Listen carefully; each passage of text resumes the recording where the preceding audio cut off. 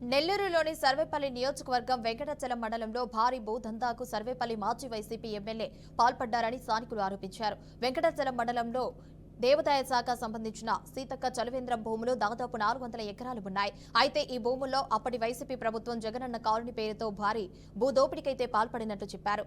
ముఖ్యంగా ఈ భూములను సీతక్క చలివేంద్రంకు ధర్మకర్త మల్లవరపు రామారావు, వెంకటాచలం సత్యం ప్రసాద్ ప్రజలైతే దారుహత్యకి కూడా తీర్చేందుకు ఎండోన్మెంట్ అప్పగించారని దీనిపై వెంకటాచలం స్థానికులతో నెల్లూరు జిల్లా ప్రతినిధి మల్లికార్జున్ ఫేస్ టు ఫేస్. నియోజకవర్గం సంబంధించి వెంకటాచలం మండలంలో సీతన్న చలివేంద్రం సంబంధించి దాదాపుగా 400 ఎకరాలు ఉంది. అయితే అప్పట్లో జగనన్న లేఅవుట్ పేరుతో ఈ ఎండోమెంట్కి సంబంధించిన స్థలంలో ఈ లేఅవుట్ ఏర్పాటు చేశారు.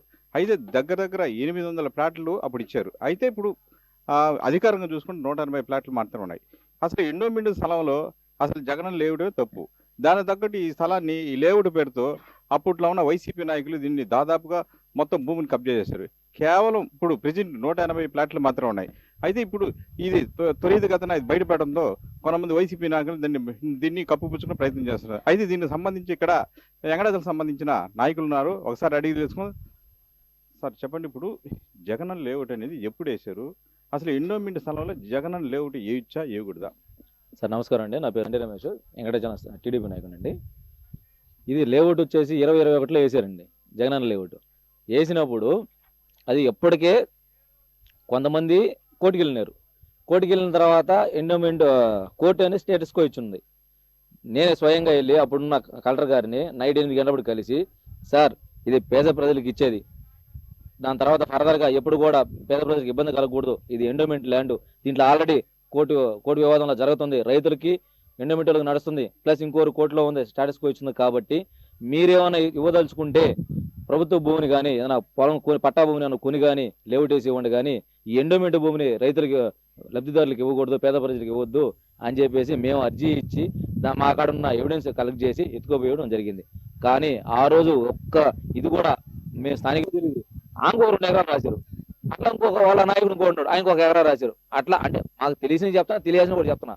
అంటే ఈ మిగులు భూమిని అంతా వాళ్ళ వైసీపీ నాయకులు, కేవలం వైసీపీ నాయకుల కోసం మాత్రమే ఆ మిగులు భూమి వాళ్ళ అనుభవంలోకి ఎక్కించేసుకొని దీన్ని మొత్తం కబ్జా చేశారు.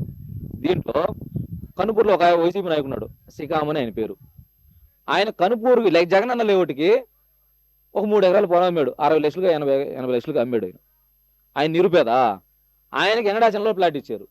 ఆయన నిరుపేద అంటే వైసీపీ నాయకుల స్వార్థం కోసం వైసీపీ నాయకులు ఒక్కవారికి 10 ప్లాట్లు, 15 ప్లాట్లు, 5 ప్లాట్లు, వాళ్ళ కుటుంబంలో ఎంతమంది ఉంటే అంతమంది ప్లాట్లు ఇచ్చి దాన్ని మొత్తం వాళ్ళు దారాదత్తం చేసుకున్నారు.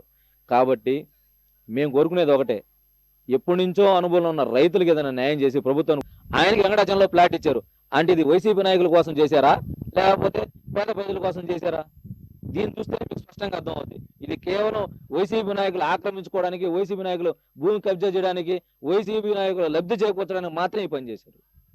దేవాదాయ శాఖ సంబంధించి 400 ఎకరాల్లో ఈరోజు కేవలం వైఎస్ జగన్మోహన్ రెడ్డి అనుయాయులకు కట్టబెట్టేందుకు ఈ లేఅవుట్ వేశారని, అసలు దేవాదాయ శాఖలో ఎటువంటి చర్యలు, ఎటువంటి కట్టడాలు కూడా చేపట్టకూడదు ఉంది.